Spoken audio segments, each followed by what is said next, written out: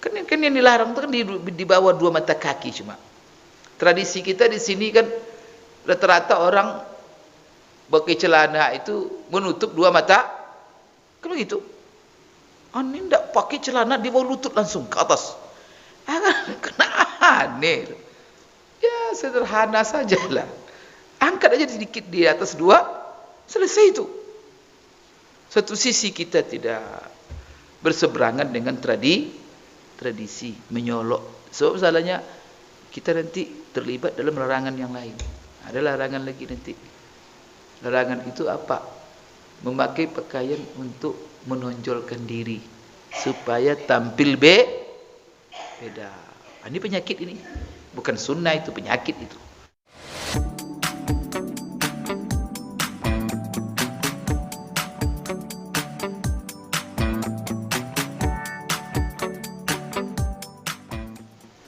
Bismillahirrahmanirrahim. Assalamualaikum warahmatullahi wabarakatuh.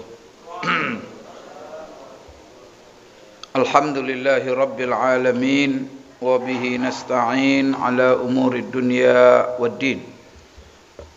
Wassalatu wassalamu ala ashrafil anbiya'i wal mursalin wa ala alihi wa ashabihi والتابعين لهم بإحسان إلى يوم الدين. أما بعد. اللهم علمنا ما ينفعنا وانفعنا بما علمتنا إنك أنت العليم الحكيم. ربنا زدنا علما وارزقنا فهما. اللهم إنا نسألك علما نافعا ورزقا طيبا وعملا صالحا متقبلا وشفاء من كل داء. اللهم اجعلنا ممن يستمعون القول فيتبعون أحسنه. اللهم اجعلنا برحمتك في عبادك الصالحين. Bapak-bapak, ibu-ibu, kaum muslimin, kaum muslimat, jemaah salat maghrib, hafizakumullah wa ra'akum. Alhamdulillah, malam ini kita lanjutkan kembali kajian kita dalam kitab Asy-Syama'il Muhammadiyah yang ditulis oleh Imam At-Tirmizi rahimahullah, tentang sifat-sifat, baik sifat-sifat fisik Rasulullah sallallahu alaihi wasallam, kemudian juga perilaku, akhlak Rasulullah yang sangat mulia. Baik, pada minggu yang lalu kita sudah memulai bab yang menjelaskan babu ma jaa fi libasi Rasulillah sallallahu alaihi wasallam. Ini adalah bab yang mengandung hadis-hadis tentang pakaian Rasulullah sallallahu alaihi wasallam. Berarti kita sekarang membaca bab yang menguraikan, yang menjelaskan, tapi berdasarkan hadis-hadis asar-asar dari Rasulullah dan sahabat, bagaimana pakaian Rasulullah sallallahu alaihi wasallam. Jadi bagaimana sifat pakaiannya, macam-macam dan jenis pakaiannya, kemudian juga warnanya dan hal-hal yang berhubungan dengan pakaian. Bapak Ibu sekalian, para ulama menyimpulkan bahwa secara umum, bahwa kaedah umum dalam masalah berpakaian ini di dalam hukumnya adalah boleh. Karena yang namanya pakaian ini adalah nikmat yang Allah ciptakan, dan apapun yang Allah ciptakan di muka bumi ini pada prinsipnya adalah untuk dimanfaatkan, dipakai oleh manusia. Oleh kerana itu baru dia disebut nikmat. Ya, kalau pada prinsipnya boleh dinikmati. Tapi bagaimana kalau seandainya semuanya dilarang, lalu kita sebut nikmat? Tadi dalam Al-Quran Allah menjelaskan, di antaranya ayat huwallazi khalaqalakum ma fil ardi jami'a. Dialah Allah yang telah menciptakan untuk kamu semua yang ada di muka bumi ini. Jadi pada prinsipnya semua yang ada di muka bumi ini yang telah Allah ciptakan. Tapi di situ Allah katakan khalaqalakum, dia yang menciptakan semua yang ada di atas bumi ini. Dan Allah ciptakan untuk siapa? Lakum, untuk kamu. Kemudian Allah Subhanahu wa taala mengancam. Di satu sisi Allah mengatakan semuanya untuk kamu. Satu sisi Allah memperkuat lagi bahawa itu adalah untuk kita nikmati dan untuk kita pakai yang ada di muka bumi ini. Maka Allah juga mengancam orang-orang yang berani-berani sembarang-sembarang mengharamkan apa yang telah Allah ciptakan. Jadi mengharam-haramkan ini haram. Itu bahaya sekali. Apa kata Allah dalam Al-Quran? Qul man harrama zinatallahi allati akhraja li'ibadihi wat-tayyibati minar rizq. Qul hiya lilladhina amanu fil hayatid dunya khalisatan yaumil qiyamah. Apa artinya? Katakan hai Muhammad. Berarti kalau ada qul dalam ayat itu perintah tegas. Tegas dari Allah. Katakan hai Muhammad. Artinya apa? Ini bukan kata-kata kamu. Ini adalah pesan langsung dari Allah. Katakan kepada mereka. Man harrama zinatallah. Siapa yang berani-berani mengharam-haramkan nikmat yang telah Allah berikan. Zinatallahi allati akhraja li'ibadihi. Yaitu segala bentuk perhiasan yang telah Allah ciptakan untuk para hambanya. Wat-tayyibati minar rizqa. Dan juga rezeki-rezeki yang baik. Bapak Ibu, jangan sampai sembarang mengharamkan, berbahaya ya. Nah, ada orang sekarang, ada di antara kelompok-kelompok menamakan Islam, haram makan ikan, haram makan daging, haram makan. Ya kalau tidak mau ya diam aja, jangan diharamkan. Kalau kita tidak selera, ya sudah tinggalkan. Maka Rasulullah sifatnya begitu. Kalau ada makanan menarik, dimakannya. Tak menarik, tinggalkannya. Tapi jangan berpetua-petua pula ini haram. Ikan haram, daging haram. Tinggal makan sayur bayam aja lagi. Itu kan. Itu disuruh pula orang, diajak-ajak pula orang tidak makan ikan, tidak makan daging. Maka besok ini Idul Adha. Bapak Ibu, kan ada orang mengkritik nanti, kenapa kalian sembeli-sembeli itu hewan-hewan? Tak kasihan kalian. Kan itu katanya. Itu juga mereka makhluk hidup dan berhak untuk hidup. Hak azazi hewan namanya. Ya kalau seandainya semua begitu, tak makan matilah kita. Itu namanya hidup tidak ada petunjuk, tidak ada pedoman. Maka Al-Quran menjelaskan semua ciptaan Allah. Cuman apa? Seluruh yang Allah ciptakan ini untuk kamu hai manusia. Maka besok kita buktikan, kita sembelih hewan itu, kita makan. Kita buktikan firman Allah bahwa hewan yang Allah ciptakan ini untuk kita. Maka setelah kita sembelih, kita bagi makan-makan bersama. Itu praktik daripada syariat Allah itu. Dan itu untuk membantah orang-orang yang sembarang-sembarang mengharamkan apa yang telah Allah ciptakan. Apalagi hal-hal yang baik-baik. Jadi ini pada prinsipnya. Kemudian di dalam Al-Quran juga Allah katakan kulu washrabu, makan, minum, manfaatkan, ada masalah. Di dalam Al-Quran, di dalam surah Yasin, walakum fiha manafi'u wa masyaribu afala yashkurun. Jadi dalam hewan-hewan itu banyak manfaat. Ada manfaat untuk makanan, minuman, pakaian. Kemudian kulitnya bisa menjadi, ini banyak kalau orang Arab dari kulit-kulit hewan. Apa namanya, tikar-tikarnya. Kulit onta, kulit kambing. Coba hewan-hewan itu diciptakan, Masya Allah, luar biasa. Tidak bisa itu manusia, Bapak Ibu. Coba onta Allah ciptakan. Maka Allah katakan, afala yanzuruna ilal ibili kaifa khuliqat. Tidakkah mereka melihat bagaimana Allah menciptakan unta. Itu banyak aspeknya. Salah satunya bagaimana Allah merakit ciptaan unta yang begitu dahsyat. Dia punya karakter-karakter yang menakjubkan. Kemudian fungsi. Tidak kamu lihat fungsi unta itu. Kalau kamu mau dagang, kamu bawa di atas barang-barang di atas punggungnya. Kamu jadikan sebagai kendaraan. Di padang pasir capek kamu jalan, barang di belakang, kamu pun duduk di atasnya. Dan dia, masya Allah, dengan tenang dia berjalan di tengah-tengah padang pasir. Kemudian apa? Sudah kamu bisa mengendarainya, mengangkut barang-barang kamu.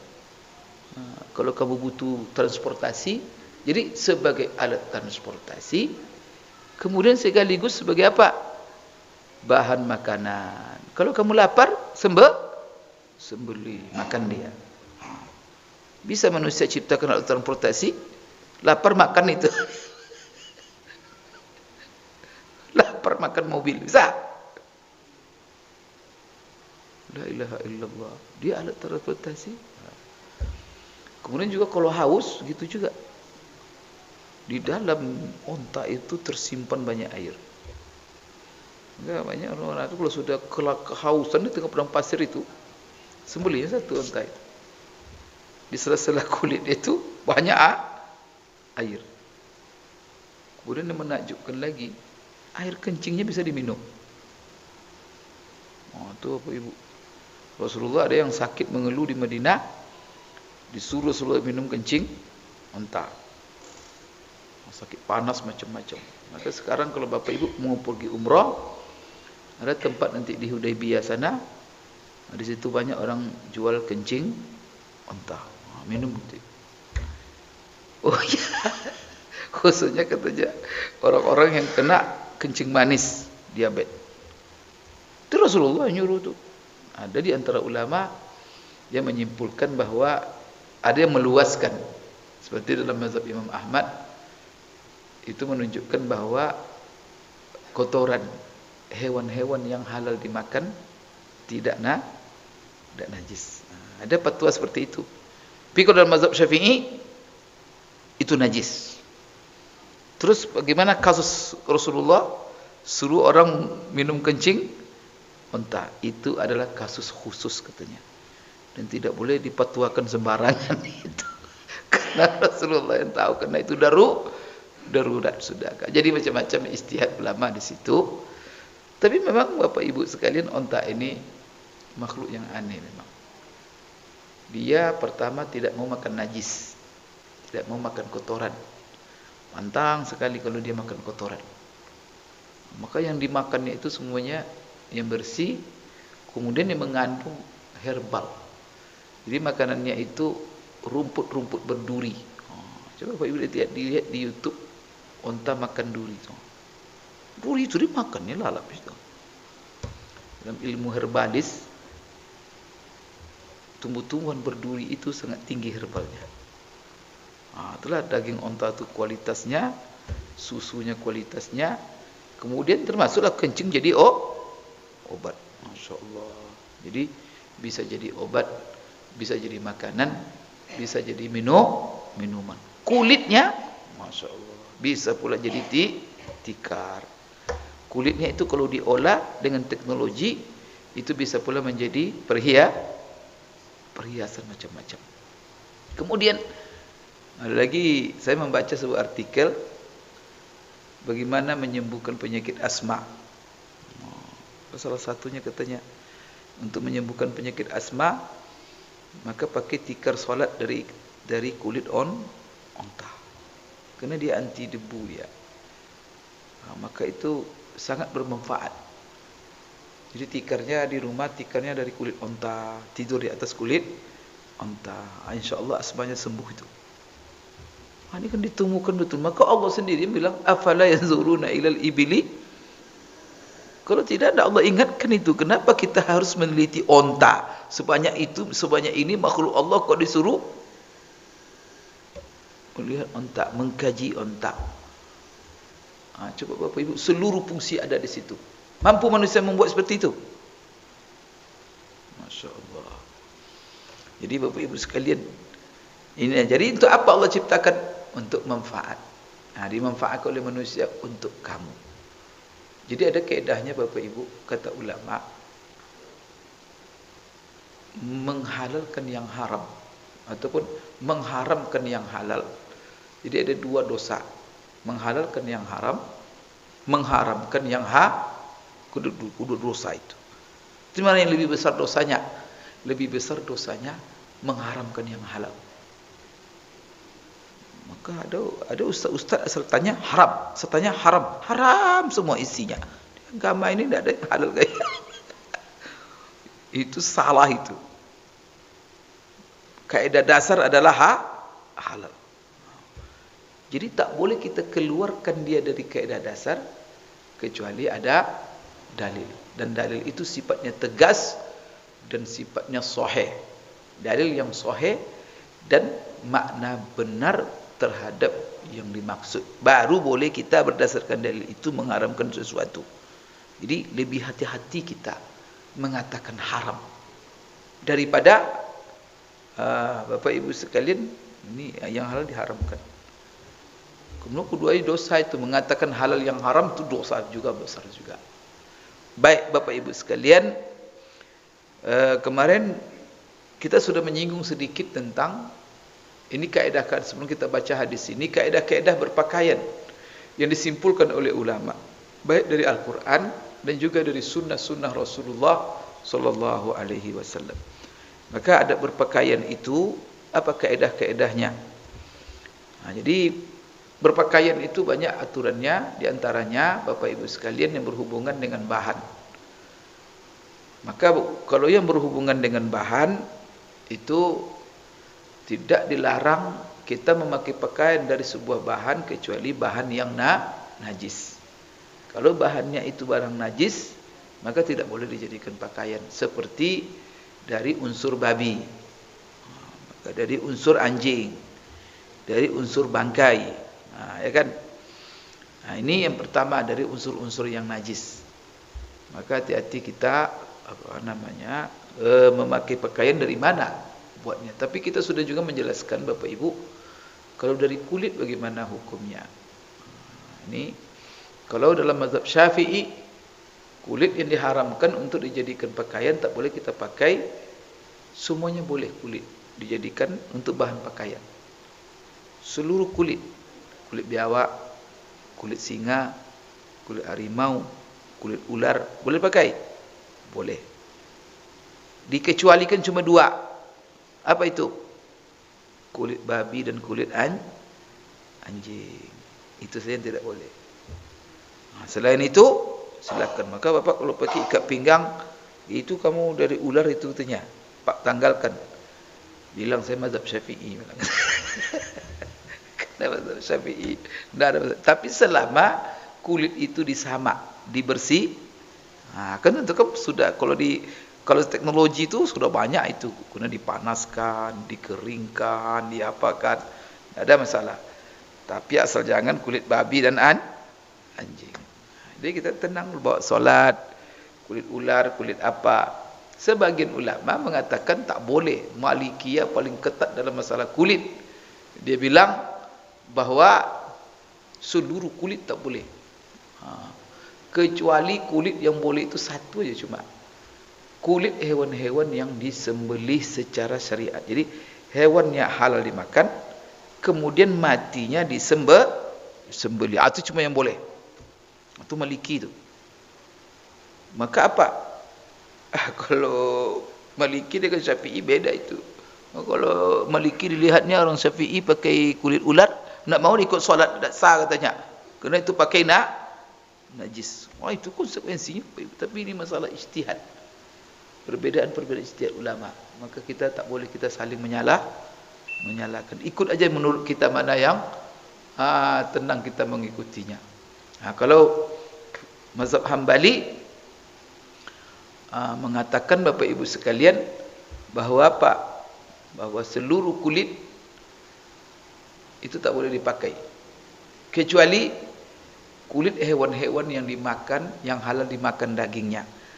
apakah matinya dengan disembeli atau mati tanpa disembeli. Akan dikit aja bedanya dengan kalau Maliki tadi harus matinya disembeli. Kalau Hambali dia bilang apa? Tak mesti disembeli, asal itu hewan yang dinyatakan dalam syariat halal. Maka kambing kalau mati boleh dimanfaatkan kulitnya tanpa disembeli. Menurut Maliki tak boleh. Menurut Hambali boleh. Kalau menurut Syafi'i tidak ada masalah. Asal disamakan itu terapinya. Tapi Bapak Ibu sekalian, ada lagi mazhab yang mengecualikan cuma babi saja. Anjing tak ada masalah. Kulit anjing. Siapa itu? Mazhab Hanafi.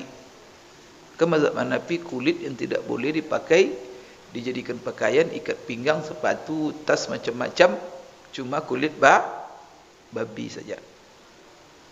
Ada lagi ulama yang berfatwa, ulama besar juga, Syihabuddin Az-Zuhri, dia mengatakan seluruh kulit apapun termasuk kulit babi apabila disamak maka bersih. Itu bukan pendapat saya, itu nanti dinukil pula Dr. Muadi bilang kulit babi dicari oleh orang nanti. Ini pendapat Ibnu Syihab Az-Zuhri, dia seorang ulama hadis dan dia juga seorang ulama fikih, mujtahid dia. Dia kuat juga dalilnya. Karena ada hadis dalam hadis sahih itu, ayyuma ihabin dubigha faqad tahura. Apapun yang namanya kulit apabila disamak maka dia ayyuma ihabin itu sifatnya umum tanpa mengecuali. Maka didasarkan apa? Itu kan pengecualian itu. Maka tidak ada pengecualian. Berarti umum berarti. Jadi itu pendapat sas. Karena ulama lain mengeluarkan mengecualikan itu ada dari dalil mereka. Itu Bapak Ibu sekalian pertama. Yang kedua, jadi bahannya selain itu yang tidak boleh juga bahan apa? Bagi laki-laki tidak boleh memakai pakaian dengan bahan sutra atau dari bahan emas atau perak. Maka sifat-sifat pakaiannya peci dibuat pula emas. Ya kan bisa saja. Bapak Ibu sekalian, itu ada di sini hiasan-hiasannya emas. Maka tidak dibolehkan, dan juga perak. Jadi barang-barang itu tidak boleh menjadi pakaian bagi laki-laki. Termasuklah tak boleh pakai cincin emas, tak boleh pakai cincin, yang boleh perak. Kemudian Bapak Ibu tidak boleh bapak-bapak ni pakai yang tadi sutra. Ini adalah bahan. Tapi kalau bagi ibu-ibu tidak masalah. Dan ini dikecualikan hanya untuk bapak-bapak. Jadi emas ya. Rasulullah pernah memegang sutra di kanannya, emas di kirinya, atau kebalikannya, dan dia mengatakan dua barang ini halal untuk wanita umatku dan haram bagi laki-laki umatku. Jadi bapak-bapak sebanyak apapun duit jangan pakai emas pula. Ini banyak saya lihat orang teman-teman kaya gelang emas, kalung, dia laki-laki. Ini emas semua. Jadi kita aja melihat tidak bagus ya, fitrah itu. Laki-laki tidak boleh pakai emas seperti itu. Ini perlu komitmen kita. Nah, banyak.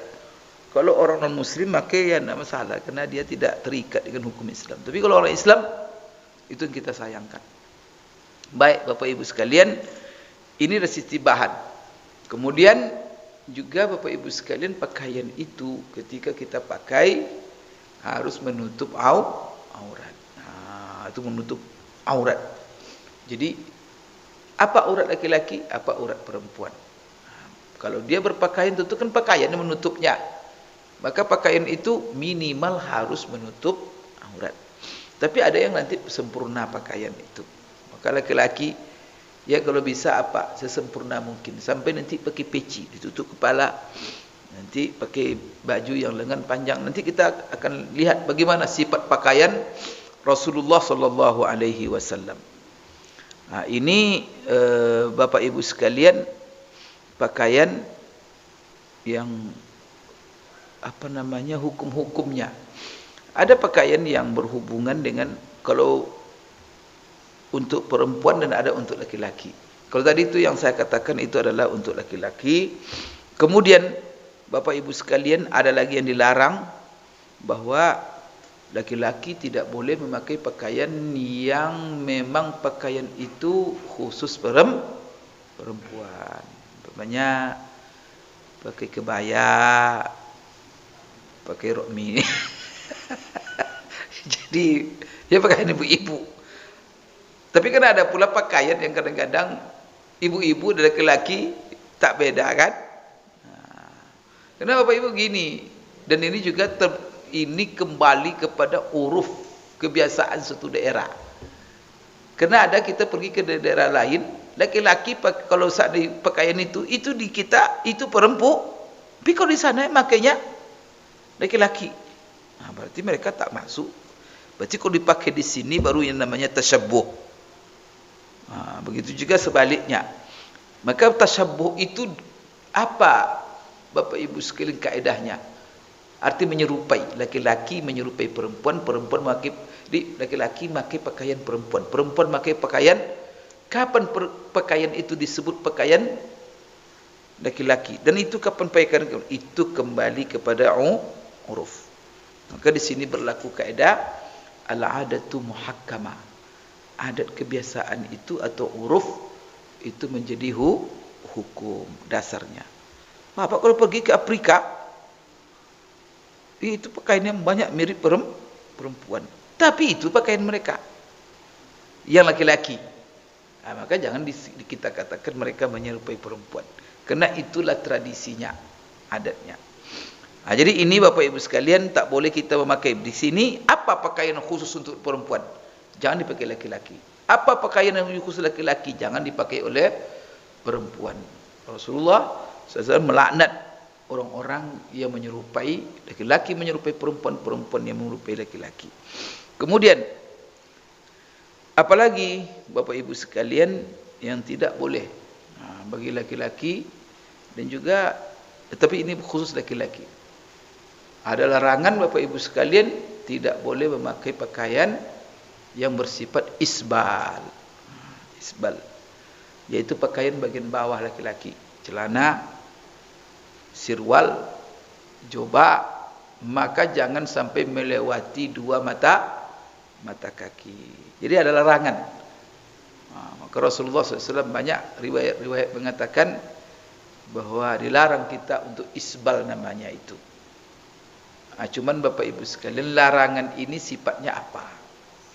Apakah sifatnya itu larangannya berkesimpulan kepada hukum haram, atau kepada hukum makruh, atau melihat kepada niat dan motivasi? Maka ada Bapak Ibu sekalian yang menjelaskan bahwa yang haram itu apabila di bawah dua mata kaki, haram hukumnya. Mau apapun nanti niatnya, mau apapun motivasinya, sama. Di bawah dua mata kaki finnar, karena mereka berpegang kepada hadis-hadis yang bersifat umum. Setiap pakaian yang di bawah mata kaki itu hukumnya adalah di dalam neraka. Itu kata Rasulullah. Tapi Bapak Ibu sekalian, sebagian ulama mengatakan itu berhubungan haram itu dengan motivasi. Apa itu? Kalau dia memakai pakaian di bawah dua mata kaki karena untuk menyombongkan diri, memperlihatkan kita orang kaya. Maka orang-orang Arab dulu kalau ingin membesarkan dirinya, apa? Pakaian susah waktu itu. Orang cari pakaian saja susah, menutup sampai lutut susah. Dia pakaian sampai ke bawah tanah untuk memperlihatkan bahwa dia orang kaya. Jadi kalau dulu kalau orang pakai pakaian ke bawah itu orang kaya. Kalau sekarang nah, ada masalah. Masalah. Merah. Aneh sekarang kan orang-orang berpakaian. Kalau pakaian di bawah lutut sedikit, nah kan macam-macam apa. Karena memang tidak sesuai dengan kebiasaan kita dan kadang-kadang berlebihan. Kan yang dilarang itu kan di bawah dua mata kaki cuma. Tradisi kita di sini kan rata-rata orang pakai celana itu menutup dua mata, kan begitu. Ini tidak pakai celana di bawah lutut langsung ke atas. Kena aneh. Ya sederhana sajalah. Angkat aja sedikit di atas dua, selesai itu. Satu sisi kita tidak berseberangan dengan tradisi menyolok. Sebab salahnya kita nanti terlibat dalam larangan yang lain. Ada larangan lagi nanti. Larangan itu apa? Memakai pakaian untuk menonjolkan diri supaya tampil beda. Ini penyakit ini. Bukan sunnah, itu penyakit itu. Kalau dia berpakaian untuk tampil beda saja. Atau supaya dikatakan orang dia sunnah. Supaya dia diakui kelompok itu. Ada orang Bapak Ibu masuk kita ke masjid dia, ada masjid kelompok yang dilihatnya dulu dagu satu,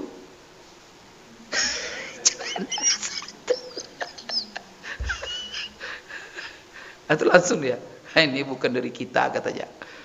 Astagfirullah. Ada Rasulullah begitu. Kalau ketemu orang dagu dia pertama. Ada hadis begitu tuh. Dengar ngarak namanya tuh Bapak Ibu. Itu orang kalau sudah berlebih-lebihan agama ini, sudah fanatik, sudah. Jadi di sini padahal kita, kenapa orang-orang ulama-ulama kita tidak mengajarkan, tidak dibicarakan betul dulu masalah isbal ini. Kan jarang, sekarang aja orang boleh bicara masalah isbal itu kan. Dari dulu ada kita waktu kecil, sebelum ada kelompok-kelompok ini. Kan jarang dibicarakan. Masalahnya ulama tahu itu tradisi pakaian kita bukan untuk sombong, dan itu dipegang. Dan itu fatwa-fatwa ulama Syafi'iyah seperti Imam Nawawi. Imam Nawawi mengatakan baru isbal itu haram hukumnya kalau motivasinya menyombongkan diri. Kenapa? Ada sahih juga. Abu Bakar pernah dia di pakaiannya itu ditarik-tariknya. Bukan di bawah mata kaki lagi, sampai dipegangnya begini kan. Berarti kan panjang kainnya. Ya Rasulullah, saya begini ini gimana nih, boleh atau tidak? Tidak Abu Bakar. Artinya apa? Kamu kan memakai kain di bawah apa tuh kan tidak kau tak sombong, tidak masalah. Itu situ lah. Jadi hadis-hadis itu kontradiktif. Maka ulama beristihad bagaimana mengambil kesimpulan hukum. Ada yang mengatakan, tidak, saya umum saja. Tidak, ini harus dibatasi. Akhirnya Bapak Ibu terjadi perbedaan pendapat. Maka ulama Syafi'iyah memegang apa? Selama tidak sombong tak masalah. Maka begitulah ulama Syafi'iyah, orang-orang Syafi'iyah dari dulu. Tiba nanti yang pengikut mazhab itu datang di tengah Syafi'iyah, langsung haram, sunnah. Astagfirullah. Dia tidak baca dulu ke apa? Dia tidak baca latar belakang sejarah, kenapa masyarakat begini, apa alasan mereka. Kenapa? Harusnya cari alasan, jangan tiba-tiba menyalah-nyalahkan sunnah, padahal bukan sunnah sebenarnya yang ingin. Karena itu adalah memaksakan hasil ijtihad orang ulama, tapi langsung ke sunnah. Itu Bapak Ibu sekalian yang perlu diapakan. Maka di sini tidak. Memang Bapak Ibu tentu afdolnya, kan ini khilaf. Maka Bapak Ibu supaya keluar dari perbedaan pendapat ulama, karena sudah terjadi sengit seperti ini sekarang, maka apa yang lebih baik? Lebih baik. Tapi jangan pula terlalu tinggi sampai ke lutut. Tapi apa di atas saja sedikit, jangan yang ditutup di mata kaki. Kan enak kan, kita tidak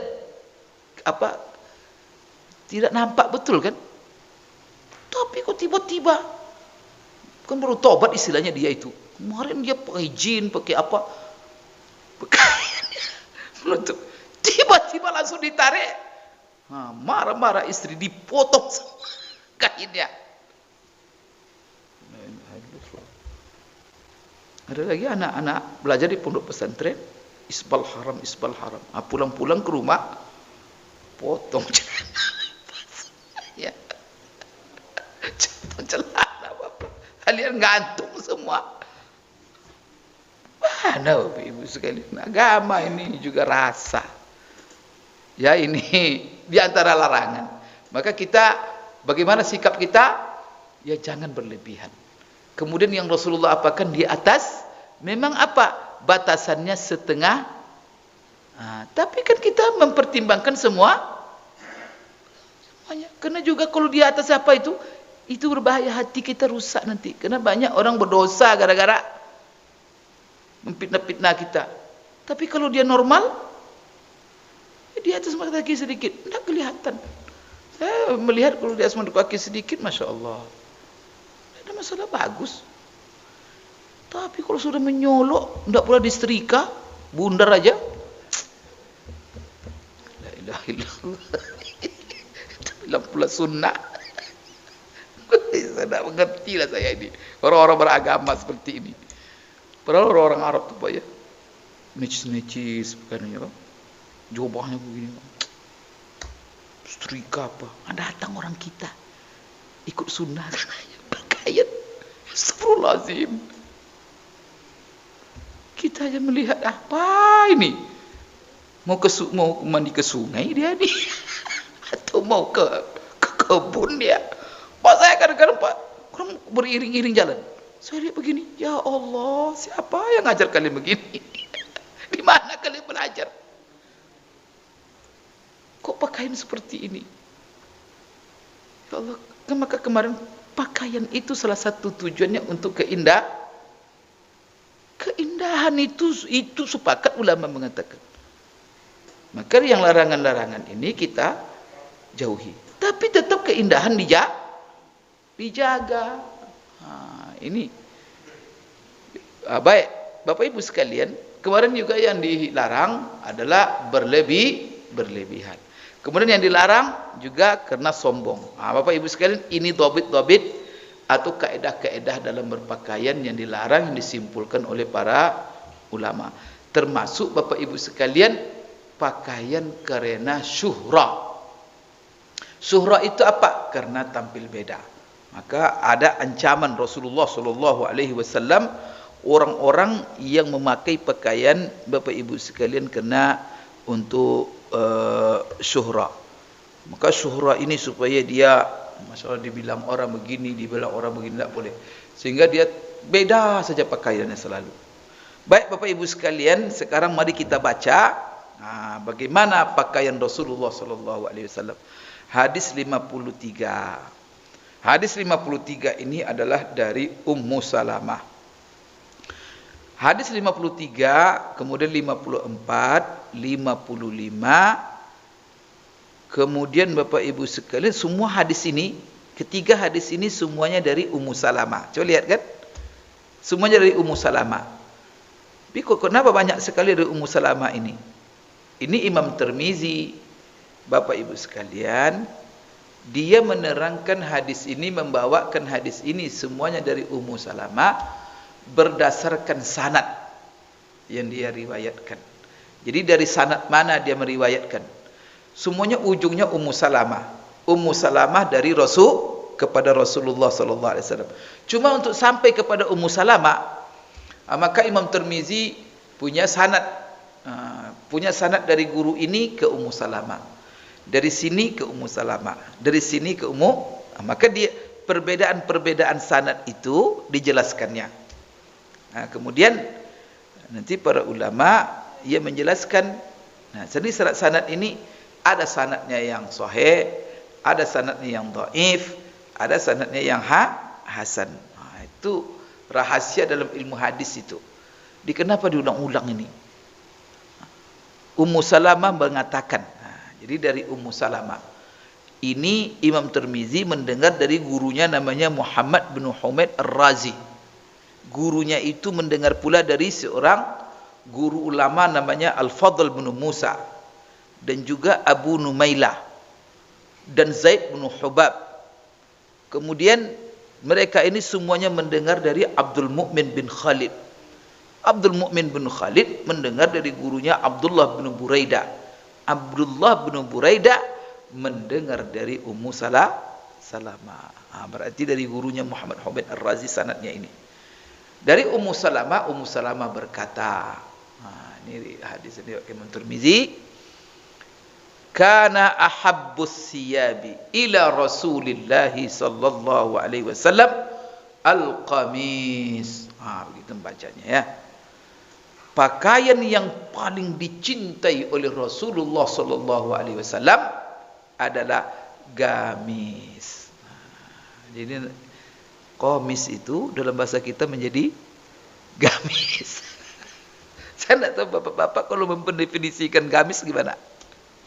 Apa itu gamis? Coba dengan gamis sama.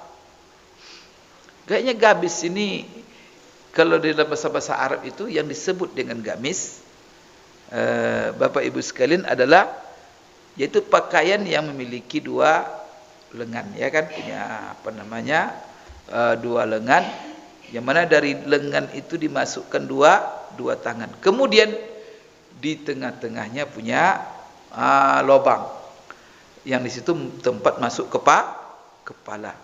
Maka jubah masuk, pakaian-pakaian Pakistan itu kan masuk juga. Jadi gamis ini macam-macam nampaknya di setiap daerah. Jadi kalau kita gamis itu apa?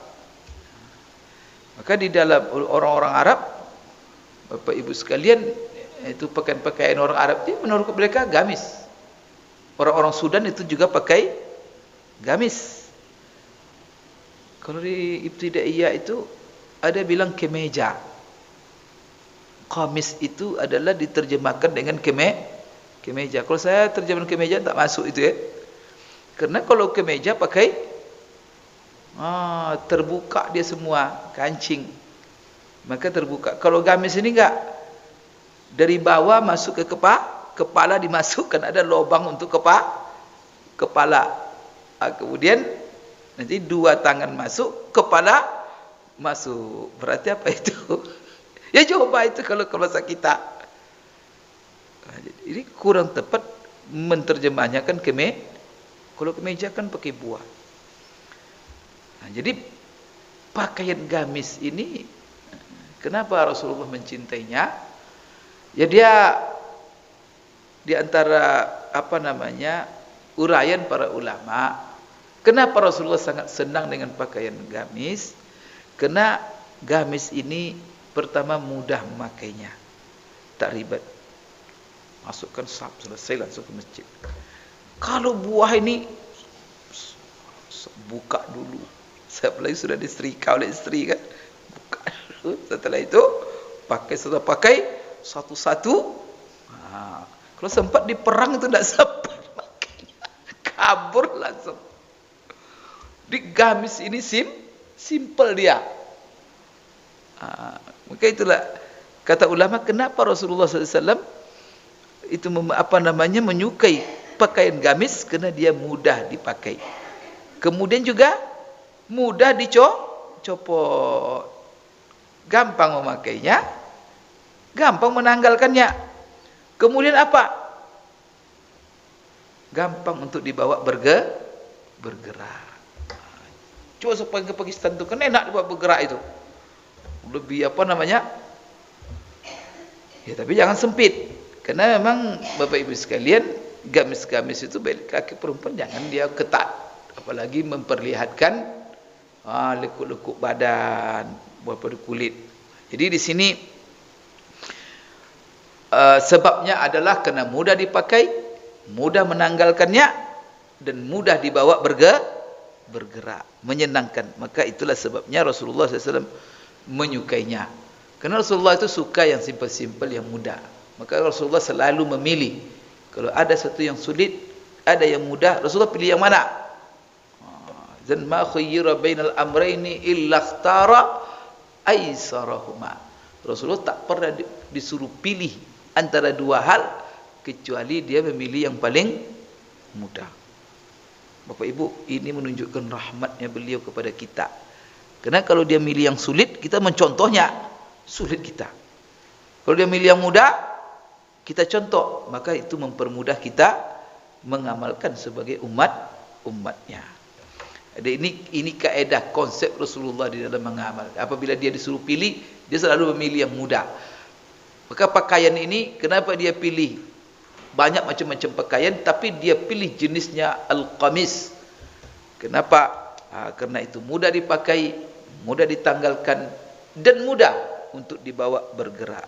Karena sebagian pakaian, Bapak Ibu, ketika kita untuk bergerak, maka dicopot dulu buah-buahnya satu-satu. Ketika menanggalkannya, ketika memakainya. Ini adalah hadis yang ke-54, 53. Coba kita lihat hadis ke-54. Dia juga dari Ummu Salamah.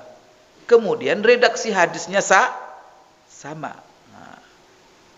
Berulang-ulang ini. Dia bukan berulang-ulang. Memang matannya Ummu Salamah, tetapi sanadnya berbeda. Di buku itu tidak ada terjemahan itu, kan tidak ada kan? Tidak ada sanadnya dan tidak dijelaskan mungkin. Karena penterjemah dia ada tasarruf dalam menterjemah ini. Tasarruf itu apa artinya? Dia melakukan tindakan sendiri, buat metode sendiri, karena ini adalah untuk orang banyak, orang-orang awam. Maka tak perlu dibuat sanad ini hanya diperlukan untuk orang-orang yang betul spesifik untuk mengkajinya. Untuk awam yang penting isi. Kalau Bapak yang penting sanad itu isinya. Itulah sebabnya tidak ada dalam buku itu. Karena buku itu memang untuk menyampaikan isinya saja. Tapi kalau saya akan mengambil teks asli bukunya.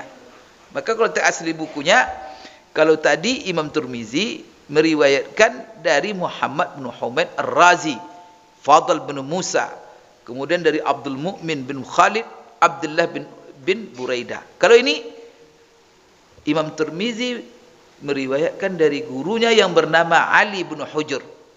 Kena lain itu. Kemudian Ali bin Hujr ini juga Bapak Ibu sekalian mendengar dari Fadl bin Musa. Berarti apa? Ali bin Hujr, kemudian juga Muhammad bin Humaid, kedua-duanya sama-sama murid Fadl bin Musa. Keduanya itu mendengar dari gurunya Fadl bin Musa. Maka ketemu di Fadl bin Musa.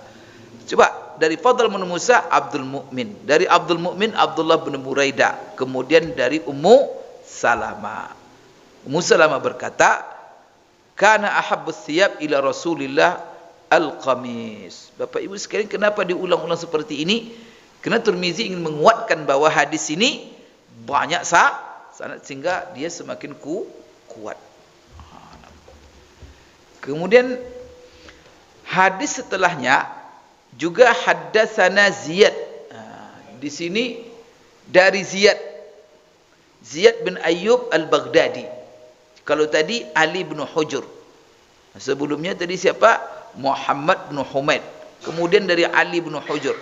Hadis berikutnya dari Ziyad bin Ayyub al-Baghdadi, dari Abu Numailah.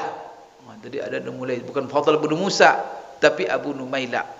Abdul Mu'min bin Khalid, ujungnya juga Abdullah ibn Buraidah. Abdullah bin Buraidah di sini ada tambahan. Kalau tadi dalam riwayat yang di atas, Abdullah bin Buraidah langsung kepada Ummu Salamah.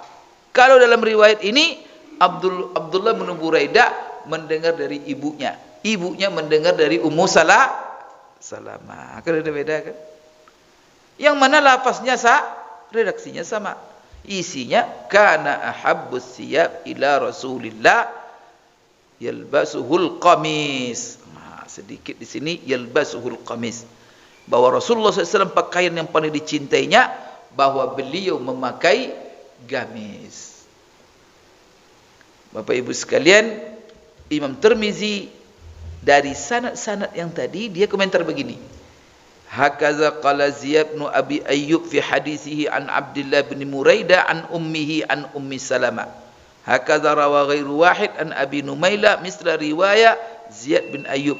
Wa Abu Numailah yazidu fi hadzal hadis an ummihi wa huwa asah. Itu komentarnya. Apa artinya? Bahwa riwayat terakhir dari Abdullah bin Buraidah dari ibunya yang mendengar dari Ummu Salamah. Di sini ada tambahan sanad. Maka Imam Tirmizi mengatakan sanad ini adalah sanad yang paling sahih. Nah itu. Jadi setelah diuraikan lalu dia bilang ini sanad yang paling sahih. Ya kalau kita ingin mengambil isinya tak perlu memang. Tapi kalau ingin mengetahui Bapak Ibu sekalian, maka di sini ada riwayat-riwayat hadis Ummu Salamah yang ditutup oleh Imam Tirmizi dengan komentar menguatkan bahwa yang paling sahih yaitu yang diriwayatkan oleh Abdullah ibnu Buraidah dari ibunya, dari Ummu Salamah. Kemudian dia bercerita bagaimana pakaian yang dicintai Rasulullah yaitu gamis. Silakan azan isya dulu, nanti kita sambung.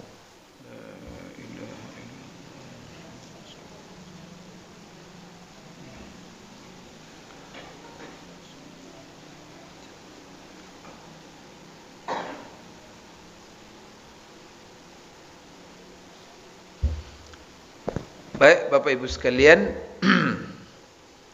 kita sambung kepada hadis berikutnya. Kita kan yang penting itu kan isinya, redaksinya ya. Kalau ada sanad-sanad itu kita baca apa yang menjadi kesimpulan daripada Imam Tirmizi, bahwa dia mengatakan tadi Abdullah bin Buraidah dari ibunya, kemudian dari Ummu Salamah. Ummu Salamah kan kita tahu istrinya Rasulullah SAW. Jadi yang memberitakan hal ini kepada kita istrinya sendiri. Berarti kan tahu dia apa yang disenangi Rasulullah SAW. Maka pakaian, dan ini Bapak Ibu menjelaskan bentuk pakaian atau jenis pakaian yang dipakai Rasulullah SAW. Apa yang dipakai Rasulullah pakaiannya? Al-qamis, yaitu gamis. Baik. Hadis berikutnya yaitu, kalau tak perlu kita bacakan sanadnya, kecuali kalau kita bacakan sanadnya kalau nanti dibawakan oleh Tirmizi beberapa tariq namanya. Di sini dari Asma binti Yazid. Siapa Asma? Asma binti Yazid ini sahabat perempuan, sahabiyah namanya. Berarti Imam Tirmizi dengan sanadnya sampai kepada Asma binti Yazid. Kemudian nanti dia berkata, qalat kana kammu qamisi Rasulillahi ila rusghi. Inilah lafaz hadis yang dijelaskan oleh Asma binti Yazid. Siapa Asma binti Yazid ini?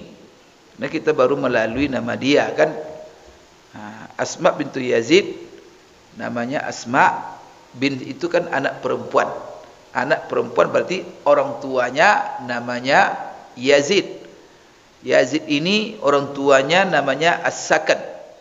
Berarti Sakan itu adalah kakeknya Asma bin Rafi' bin Imri'il Qais. Berarti Bapak Ibu ini perempuan luar biasa ini. Dia perempuan ini ketemu nasabnya dengan seorang pujangga sastrawan terkenal di zaman jahiliyah. Saya dulu sekolah, ketika pertama belajar sastra Arab itu dalam ilmu balaghah atau ilmu adab. Belajar saya di Jakarta waktu itu. Maka pertama kita disuguhkan syair-syair Imru'ul Qais.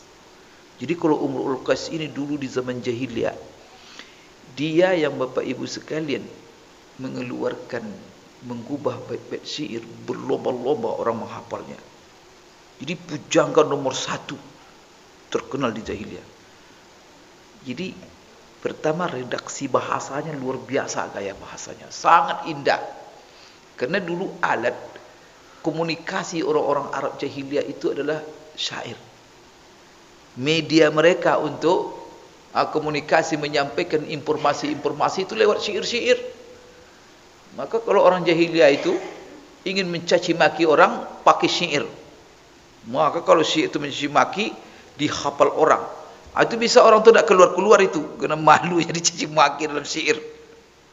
Kalau dia memuji juga lewat syair. Tapi banyak mereka memanfaatkan syair-syair ini, gaya-gaya bahasa tinggi itu untuk yang bersifat romantika.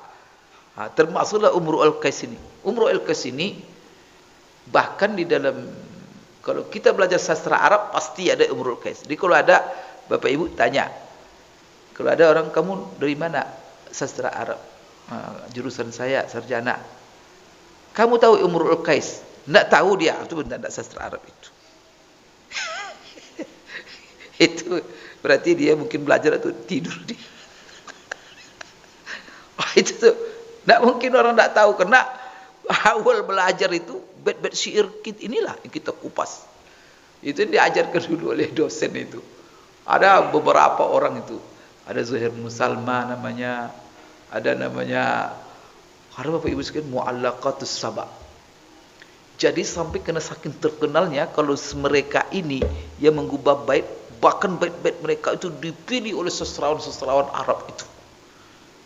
Itu yang kalau yang paling hebat itu, sampai ditulis mereka kemudian digantung di Ka'bah. Jadi yang hebat-hebat itu, atau kalau sudah digantung di Ka'bah, itu ada lagi saingannya itu. Termasuk dalam Mu'allaqat Imrul Qais ini. Jadi ada 7 itu Mu'allaqat. Mu'allaqat itu yang digantung di Ka'bah. Itu maka yang 7 itu kita dipelajari di di jurusan sastra. Siapa ini? Asma bintu Yazid ini, kakeknya yang nomor sekian Imrul Qais itulah. Berarti dia cucu Imrul Qais. Dan Imrul Qais ini kan zaman jahiliyah, Rasulullah tidak cuma dengan dia. Cuma dia terkenal sebagai pujangga. Bapak Ibu sekalian, Asma bintu Zaid ini masuk Islam.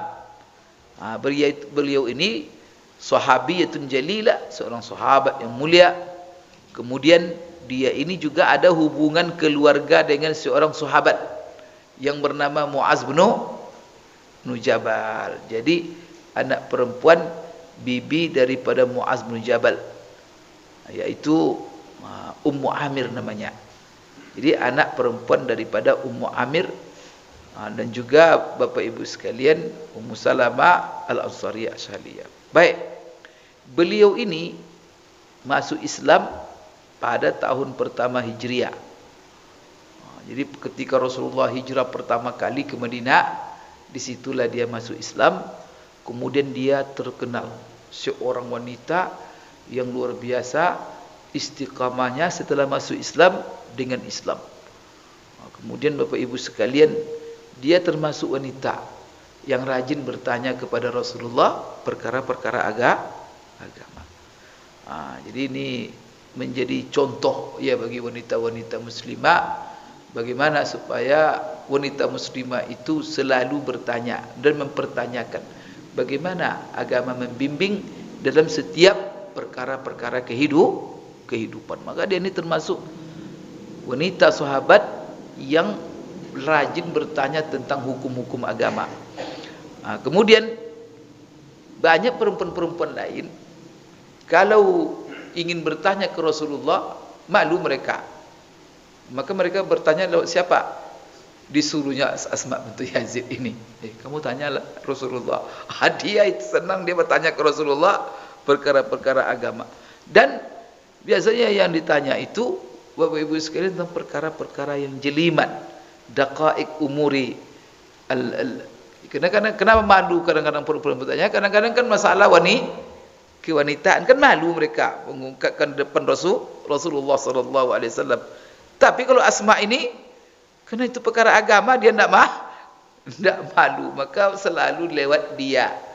Wanita-wanita ya yang sezaman dengan dia itu kalau mempertanyakan sesuatu. Jadi kalau minta, tolong ya Asma tanya ya Rasulullah. Itu langsung dia bergagas pergi itu. Cari Rasulullah bertanya. Fatas'aluhu. Kemudian juga ini terkenal dia bagi laki-laki, sahabat-sahabat laki-laki, dia ini perantara. Kalau ada sahabat tertarik kepada seorang perempuan, maka Asma ini yang disuruh meminangnya. Apa namanya kita itu? Macam pelan namanya. Jadi dalam sarah hidupnya. Jadi urifat bi annaha khatibatun nisa. Li'annaha kanat tudafi'an wa tas'al an huquqihinna. Jadi dia itu pertama. Yang kedua, dia itu apa? Jadi dia karena menjadi pencoplang. Tapi yang ketiga, adab sikap dia yang luar biasa yang dikenal. Dia kalau ada nanti suami-suami yang macam-macam dengan perempuan, dia bela hak-haknya. Di pengacara wanita pula dia itu. Lawyer bagi ibu-ibu yang terzolimi, yang tidak dibayar oleh suaminya hak-haknya.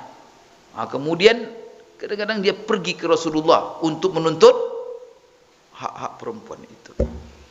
Maka perlu ada ibu-ibunya di lawyer juga. Untuk maka apa? Kan sekarang kan begitu kan.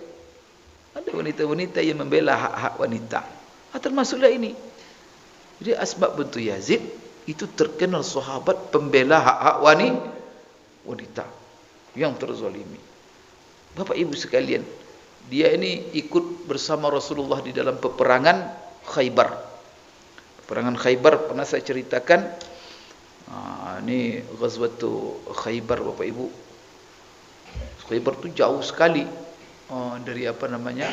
Ini Khaybar ini perang dengan Yahudi ya.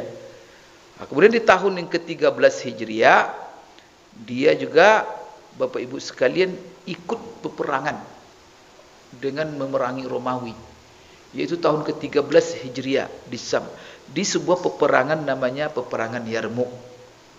Jadi peperangan Romawi ini mulai daripada peperangan Mu'tah. Setelah itu Rasulullah lanjutkan dalam peperangan Tabuk. Setelah Tabuk Rasulullah meninggal, pulang. Kan Rasulullah hadir itu, lari putar-panting orang-orang Romawi itu. Padahal mereka kuat sekali. Rasulullah ketika itu dalam krisis, tapi bagaimana kuatnya Rasulullah. Tapi dalam krisis itu Allah membela. Ketakutan orang-orang Romawi para kabur semua. Akhirnya Rasulullah kejar mereka, tapi Rasulullah tak kejar mereka jauh-jauh. Sahabat bilang apa? Ya Rasulullah, kita kejar mereka. Sudah, biarkan aja lah, kita pulang sekarang. Itu jaraknya Bapak Ibu dari Madinah 700 kilo. Apa kata Rasulullah? Kita pulang sekarang dan kita telah memberikan pelajaran. Kita besok susun lagi kekuatan nanti. Maka Rasulullah pulang dia langsung dia ke kekuatan baru, yang mana kekuatan baru itu ditunjuknya panglima perangnya seorang anak muda yang bernama, yang baru umurnya 16 atau 17 tahun. Di tengah-tengah sahabat yang banyak yang senior-senior. Tapi panglimanya anak umur 17 atau 16 tahun. Siapa dia? Usama bin Zaid. Maka Usama bin Zaid ini mendapat kehormatan dari Rasulullah. Usama, kamu berangkat dengan pasukan, kau pemimpin jenderalnya. Padahal Khalid bin Walid masih ini penghormatan yang Rasulullah berikan kepada anak, tapi anak muda bukan anak muda yang main TikTok aja. Anak muda yang itu anak muda yang luar biasa Bapak Ibu sekalian. Dia orang taat, anak muda taat. Ya Allah, dia selalu bertanya kepada Rasulullah. Coba, ini gara-gara pertanyaan dia, kita tahu apa rahasia kenapa Rasulullah puasa Senin Kamis. Itu dia bertanya itu.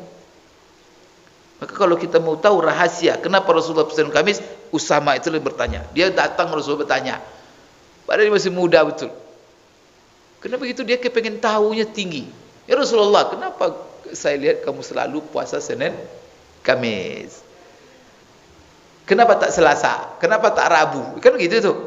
Kok Senin Kamis? Senin Kamis. Lah Rasulullah bersabda, gara-gara pertanyaan dia itu, adapun hari Senin saya puasa karena di hari Senin itu aku dilahirkan. Sedangkan Kamis, kenapa saya puasa hari Kamis? Karena hari Kamis itu hari yang setiap minggu laporan amalan kita diangkat kepada Allah. Jadi ada laporan mingguan amalan kita oleh malaikat diangkat kepada Allah Subhanahu wa taala itu setiap hari Kamis. Dan Rasulullah mengatakan kepada Usama, saya kepingin ketika amalan saya diangkat, saya lagi puasa. Dan ini kan menjadi amal kita. Nah, kemudian dia juga yang bertanya kepada Rasulullah, kenapa Rasulullah memperbanyak puasa di bulan Sya'ban? Nah, ini hadis yang pernah kita jelaskan. Jadi Bapak Ibu sekalian, ini wanita hebat. Setelah Rasulullah meninggal, dia ikut peperangan Yarmuk. Sehingga apa? Dan dia ketika perang Yarmuk, jadi peperangan itu Bapak Ibu ada laki-laki ada perempuan. Barisan perempuan ini biasanya mengurus masalah logistik, kemudian apalagi perawatan, kemudian masalah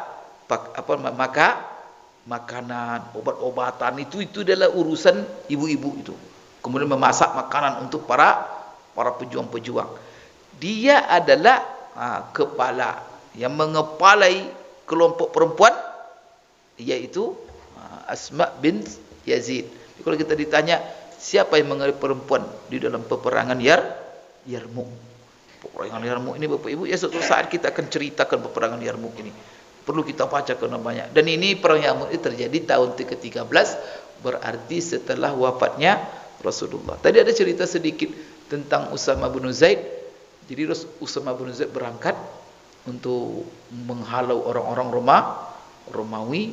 Tiba-tiba Bapak Ibu di jalan, baru di pertengahan jalan, belum sampai ke lokasi, dia mendengar Rasulullah wafat. Maka Usama ketika itu berhenti untuk menunggu keputusan siapa pengganti Rasulullah dan apa keputusannya. Apakah berangkat atau balik. Akhirnya Bapak Ibu sekalian, yang menjadi khalifah adalah Abu Bakar. Dan Abu Bakar ketika itu diminta oleh pembesar-pembesar sahabat, karena pas Rasulullah meninggal terjadi kejadian yang luar biasa, terjadi murtad besar-besaran di sekitar Jazirah Arab. Banyak orang yang tidak mau membayar zakat, muncul Nabi palsu macam sana, maka menghadapi tantangan luar biasa dan butuh tentara sekarang dibawa oleh Usama bin Zaid. Maka sahabat senior mengatakan kepada Abu Bakar, balikkan mereka, kita butuh ini. Apa kata Abu Bakar? Demi Allah, saya tidak akan membatalkan apa yang telah menjadi keputusan Rasul. Sumpah dia. Begitulah orang sekarang kan gitu. Gitulah taat pada Rasulullah SAW. InsyaAllah kita Bapak Ibu sekalian akan sambung nanti. Dan ini sekilas tentang siapa itu Asma bintu Yazid yang meriwayatkan hadis ini, yang menceritakan bagaimana pakaian Rasulullah, yaitu kemeja Rasulullah. Dan dia ini bercerita tentang apa Bapak Ibu? Lengan kemeja Rasul. Berapa ukurannya kemejanya? Apakah sampai menutup atau apa? Maka dia dijelaskan sampai pergelangan. Terima kasih, saya sampaikan, insyaallah kita sambung. Aku qouli hadza wa astaghfirullah li wa lakum. Subhanakallahumma rabbana wa bihamdik asyhadu an la ilaha illa anta astaghfiruka wa atubu ilaik. Wabillahi taufiq wal hidayah. Assalamualaikum warahmatullahi wabarakatuh.